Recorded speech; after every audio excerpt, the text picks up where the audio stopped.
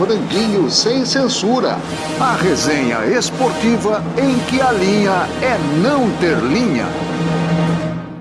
Sextou, amigos, e essa sexta-feira traz ventos mais leves para o lado do Corinthians.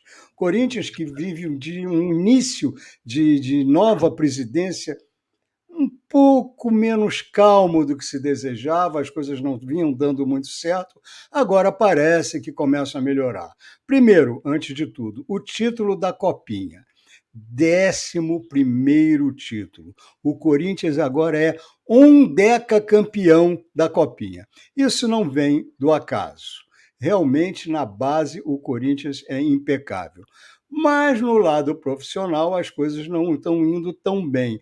E não estão indo tão bem independente do departamento de futebol. É compra de jogador que não dá certo, mas pelo menos dessa vez eles conseguiram chegar a um final feliz com a venda do Moscardo. Sim, Moscardo agora está no PSG, o que engorda bastante as finanças do clube.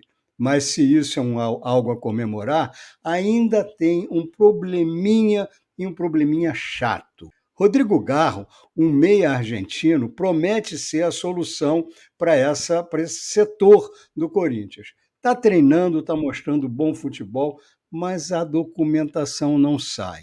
Não sai porque o Corinthians fez o pagamento da primeira parte da compra do passe do Garro, mas teve o desconto dos impostos. O Talheres estrelou, falou, eu não mando a documentação para o Corinthians, porque o que ficou combinado é que a gente receberia o pagamento líquido. O Corinthians diz que não, que no contrato o que reza é que é o pagamento bruto. Enquanto isso, o Corinthians não tem o Rodrigo Garro, permanecem os problemas no meio-campo. É assim que as coisas têm se desenrolado para o lado do Parque São Jorge. Estão comigo aqui para falar sobre isso Rodrigo Gini e Ailton Amalfi. Gini, o que fazer nesses casos em que um lado diz uma coisa, o outro diz outra e o time não vai? Bom dia, Lito. Boa tarde, boa noite a todo mundo que acompanha o Franguinho, a Malfi. Que bom que é começo de temporada, né? Esse é o período em que ainda se permite esse tipo de indecisão, de problema envolvendo transferência de jogador. A própria questão do Moscardo, que você citou, né? O PSG terminou o fim do ano meio que com o pé atrás, porque havia necessidade de uma cirurgia e tudo. É um jogador necessário, principalmente com a saída do Renato Augusto, né? Mas não acho que seja também um drama aguardar por ele mais um tempo. Isso é aquela história. Tem que ver direitinho as letras miúdas do contrato. Aí entra empresário, entra clube daqui, entra clube dali, CBF, AFA, enfim, FIFA. Você tem várias possibilidades para dirimir essa confusão e regularizar o jogador. Coisas do futebol, coisas que acontecem. Ainda bem que o Corinthians, agora, nesse começo de Paulistão e tal, não precisa tanto dele quanto vai precisar mais à frente. Eu queria pegar esse gancho do Gini para falar da nossa entrevista sensacional com o Cittadini, que falou algumas coisas a respeito disso, né? Que os dirigentes não leem os contratos, né? As letras que são muito pequenas, eles acabam não lendo tudo. Então, tinha um pagamento de tributos aí que acho que eles não leram. Cittadini deixou claro. Aliás, você que não viu a entrevista do Cittadini, vá lá ver. Mas isso aconteceu também com o Mateuzinho, né? Que treinou no Parque São Jorge, o treino aberto, treinou e foi embora. Lucas Veríssimo foi apresentado e foi embora. O Mano, para nós é maravilhoso isso que ele falou, né? Disse que o Ranielli deu um chute achando que estava ainda jogando no Cuiabá. O negócio pegou mal. E o Cássio botou todo o seu peso dizendo que o Corinthians não pode botar um volante para jogar de zagueiro no jogo lá em Itu. Uma semana conturbada, que o título da Copinha foi um jogaço também, depois a gente vai falar sobre isso, foi um jogaço, deu uma amenizada. Mas as coisas no Corinthians sempre assunto bom para o nosso franguinho aqui. Eu gosto. Sem dúvida, sem dúvida. Aliás, tem sido o caso aí do Mateuzinho, o caso do Garro, vai, não vai, Aconteceu aí com o Corinthians, acontecendo esses dois fatos, mas também aconteceu lá com o Botafogo, né? Foi comprar o Wilson Manafá, na hora que um lateral direito português, lateral direito, é uma das posições que o Botafogo está carente, e, de repente, o que foi combinado na hora da compra, o presidente lá, que é uma empresa chinesa, né? O presidente chinês falou, olha, não é mais esse preço, subiu o preço. Então, eu não sei, Rodrigo, essas negociações assim no meio do futebol são meio areia movediça, não? São areia movediça, e é curioso porque tanto o caso do Mateuzinho quanto o caso do Manafá, né, ele apareceu de camisa, postado oficial no clube, reforço, etc. E agora a gente vê que deu para trás. Então, já que a gente fala de futebol profissional aqui sequer de alto nível, como o Amalfi falou, talvez a turma tenha que começar a se preocupar mais com esse aspecto, né, com as letras pequenas, com aquilo que é acordado, até para não fazer, para não queimar a linha de largada, para não anunciar antes da hora, para não fazer escarcéu, criar uma expectativa na torcida que depois vai ser frustrada. Estamos falando de dois casos, né, o Mateuzinho e o Manafá, que não são ainda jogadores, ou não sei se serão jogadores para encher estádio na apresentação, mas é aquela história. Você cria uma expectativa na torcida, principalmente quando ela está sedenta por reforços, por mudanças, por melhora, que acaba se frustrando depois. Então, acho que o futebol hoje ele é muito profissional, ele tem todos os instrumentos, você tem lá todo o sistema de registro de contrato, de bid, etc., para se deixar surpreender por esse tipo de coisa.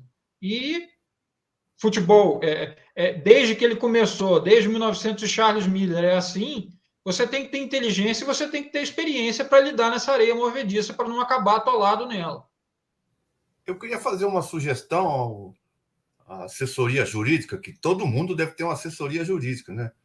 Que aquela parte onde trata de tributos e de dinheiro o clube pagar, a assessoria jurídica pega, hein, Lito, aquele lapisinho marca-texto e colocar assim pro caramba. Entendeu? Porque a preguiça, todo mundo tem preguiça de ler. Pega um marca-texto, olha, Corinthians vai ter que pagar tanto de imposto, tal. Palmeiras até tem uma camisa marca-texto, né?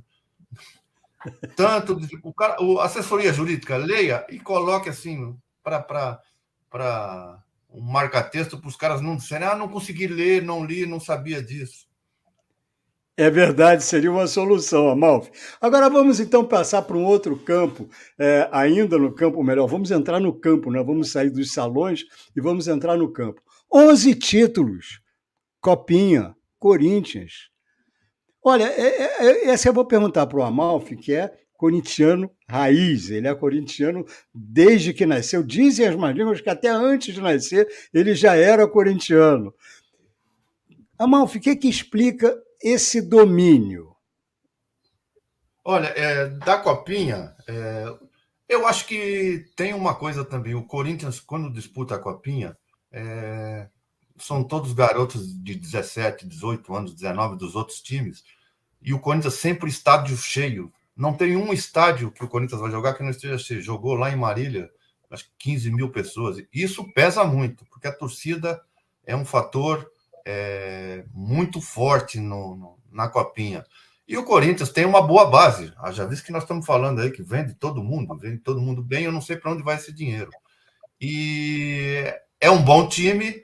Ontem, no jogo de ontem, o Cruzeiro segurou a bucha com 43 mil pessoas. Não sei se vocês assistiram, o Gini está em Belo Horizonte, não sei qual foi a repercussão, mas além do Corinthians revelar bons jogadores, que todo garoto quer jogar no Corinthians ou no Flamengo, vamos dizer, né, que são as duas maiores torcidas, a torcida do Corinthians tem um peso enorme, e eu fico imaginando, parece que o Cruzeiro era o time com a terceira média de idade mais baixa, acho que não chegava a 18, a 19 anos, e com 43 mil pessoas, isso pesa muito. E o Corinthians jogou toda a Copa São Paulo com 14, 15, 20 mil pessoas. Eu acho que isso pesa muito, além do time do Corinthians ser bom. Rodrigo, e o lado do Cruzeiro? Em relação ao Cruzeiro, a gente pode dizer que é um alento para essa administração do Ronaldo, Porque, primeiro, o Cruzeiro, nessa história de, né, tentar se salvar, tentar subir, etc., ele perdeu muito daquela força que ele tinha na base, em termos de revelação de jogadores, em termos de vendas, etc.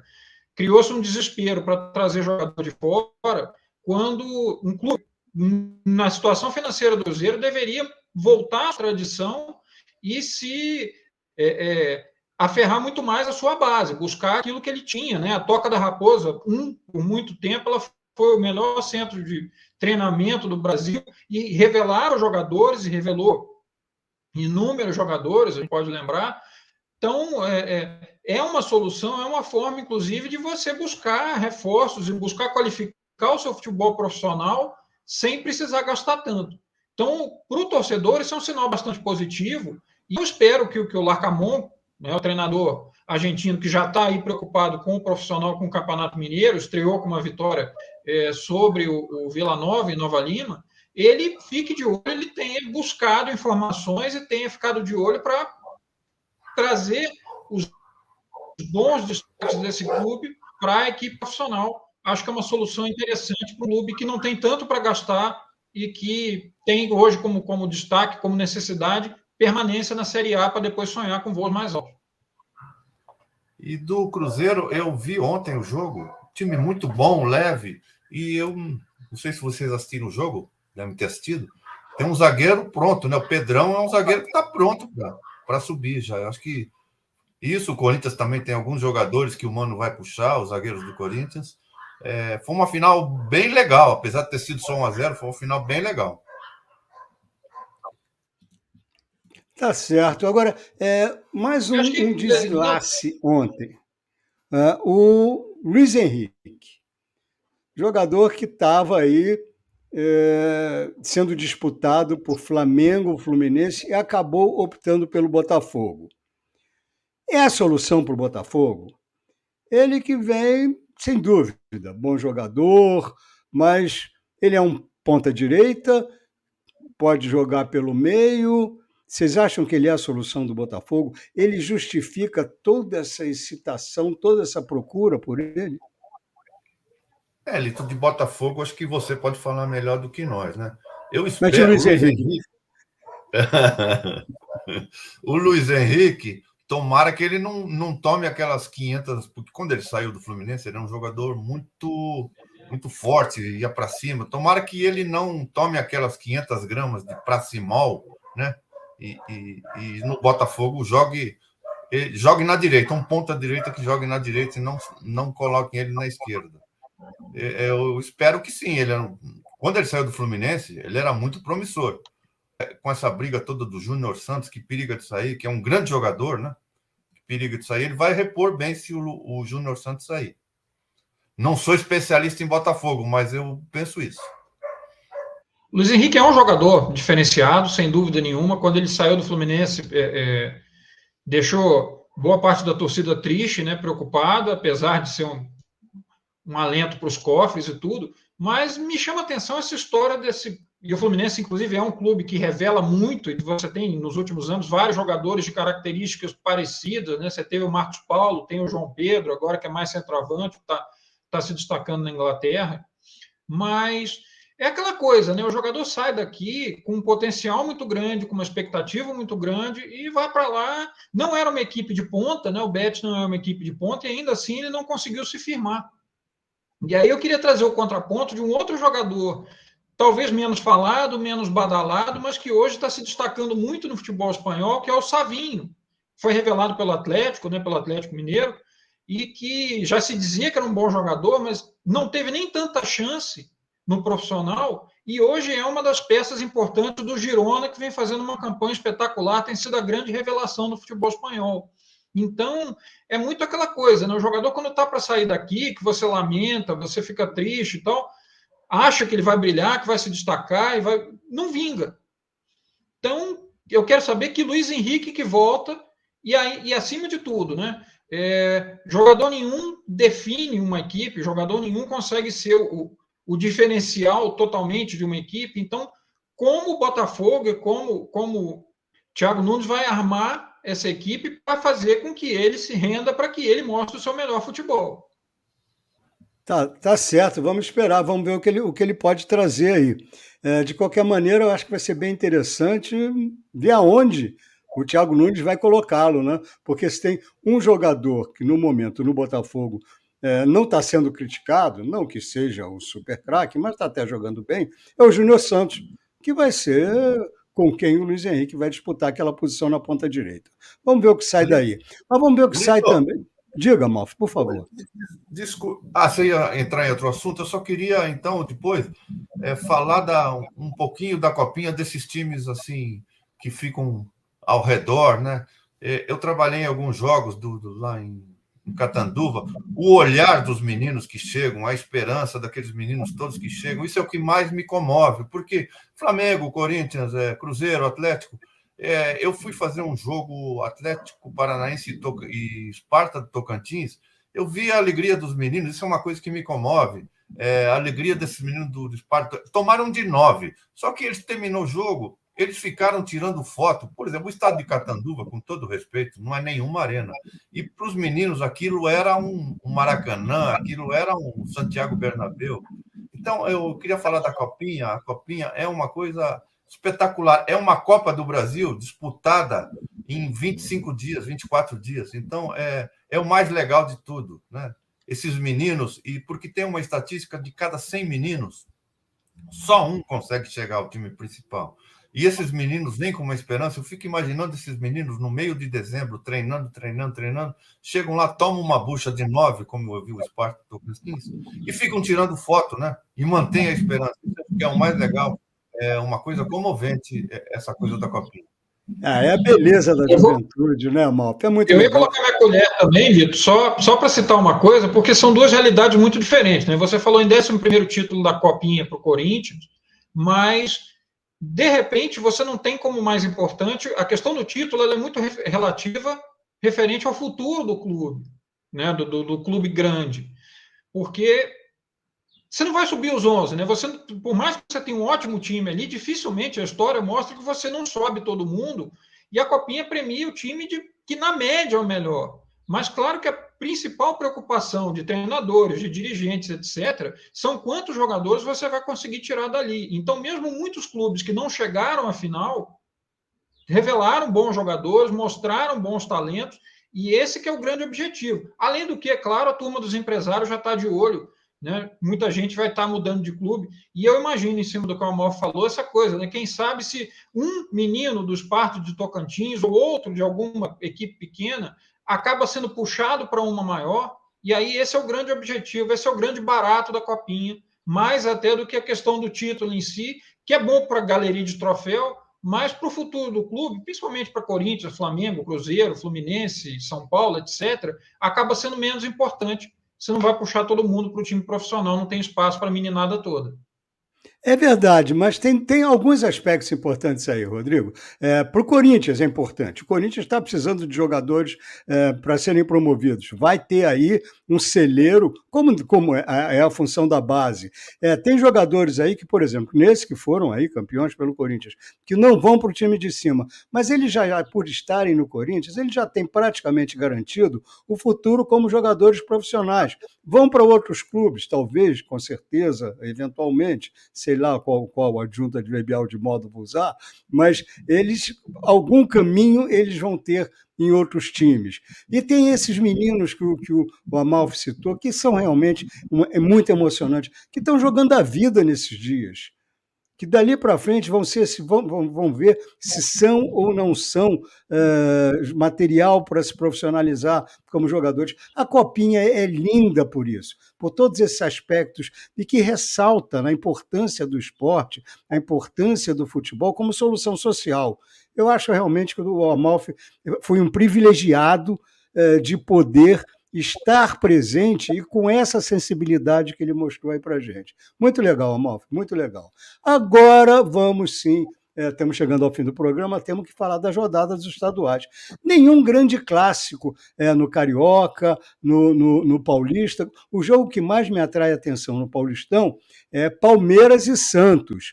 E para vocês, o que vocês falam aí do Mineiro, do Gaúcho, do Carioca? O que vai chamar a sua atenção, Rodrigo? O que me chama a atenção, principalmente, ontem a gente teve o América estreando com 6-0 em cima do Pouso Alegre e 5 gols do Uruguai Mastriani, que é um bom atacante, mostrou isso no ano passado na Série A. Interessa alguns clubes, inclusive da Série A, mas o América está valorizando o jogador que tem. E começamos com o Atlético perdendo, o Cruzeiro ganhando com dificuldade, e coisas de campeonato estadual, né? O Atlético foi a Patrocínio enfrentar a Patrocinense, pegou um gramado lá que escondia, você não via a chuteira do jogador, cobria quase que até o tornozelo. É tal história, né? Coisas de campeonatos estaduais que, mesmo com tanto profissionalismo, ainda se perpetuam. E aquela história. Os clubes, principalmente de Minas, e já fica claro como é que aquela diferença de realidade que a gente conversou nos últimos programas. Né? Enquanto os times paulistas médios estão ganhando 8 milhões, os melhores de Minas estão ganhando 5. E isso começa a incomodar. É uma coisa que os dirigentes, em tempos de SAF, etc., começam a se preocupar. Não, mas olha, Rodrigo, só um recadinho aqui para a torcida atleticana. Não se preocupe, também outros grandes times foram derrotados. Barcelona, Corinthians, Botafogo. Também. Desculpe a piada, eu não pude resistir. Amalfi, o que vai te... Hein? O Filipão deixou muito claro que não foi a grama que fez com que o Atlético perdesse para o Patrocinense, muito antes, pelo contrário, foi falta de futebol mesmo. Falta de tempo, isso é só pré-temporada. Amalfi, o que te chama a atenção? O que você vai olhar? O que você está aguardando nesse fim de semana? Eu acho que você chamou bem no Paulistão. Acho que Palmeiras e Santos vai ser um jogo muito legal. Eu vi o jogo do Santos ontem, o Santos jogou muito bem, e eu queria dar parabéns ao Santos, não pelas contratações, foram boas contratações, mas o Santos ontem, eu que sou um pouquinho saudosista, me desculpe, o Santos voltou, o Santos não vai ter numeração fixa, né? Então, você também, o Botafogo também era um time que usava 1, 4, 2, 6 e 3, é o Santos. 5, 8 e 10, 7, 9 e 11. Eu acho isso sensacional. Eu acho que é uma estratégia de marketing muito legal que o Santos fez. O Santos e o Botafogo, que usavam as camisas, né? Que o lateral direito não jogava com a 2, jogava com a 4, que isso aí é a herança daquele esquema 3-5-2, 2-3-5, né? Era o 2-3-5. Era o 2-3-5. Então, eu acho que vai ser um grande jogo. Eu acho que o Santos... O problema do Santos é sempre quem vai usar 10, né? Esse é o grande perigo, ter a camisa do Santos. Ontem foi o Juliano, né? Vai ser, como não tem numeração fixa, ontem foi o Juliano, né? Que acabou decidindo o jogo. Então... voltar a ver o Santos jogar com aquela camisa branca imaculada, né? E com esses números todos. Então eu vou me fixar no jogo Palmeiras e Santos. Os outros estão pegando no breu ainda, né? Mas esse vai ser um jogo bom. Muito legal, muito legal. E vamos ver também o que vai acontecer com o Corinthians nesses dias. Corinthians que já tomou aí uma bronca do Cássio, com certa razão. Isso contribuir um pouco mais para esse ar de crise. Vamos ver se até segunda-feira os bons ventos continuam a soprar ou se vai permanecer esse tempo nublado, instável pelo lado do Corinthians. Agora, se você quer saber por que está acontecendo isso no Corinthians, não deixe de assistir a entrevista com Antônio Roque Cittadini. Ele é um dos grandes dirigentes que o futebol brasileiro já teve, sempre à frente do Corinthians, e hoje não está à frente, mas está atento. Preste atenção, vá lá, dê uma olhada e deixe seu like. Aliás, deixe seu like, divulgue o Franguinho sempre. Não esqueça, o Franguinho é seu. Rodrigo, Amalfi, brigadíssimo, amigos. Segunda-feira estamos juntos. Abraço. Até segunda, gente. Abraço. Franguinho sem censura. A resenha esportiva em que a linha é não ter linha.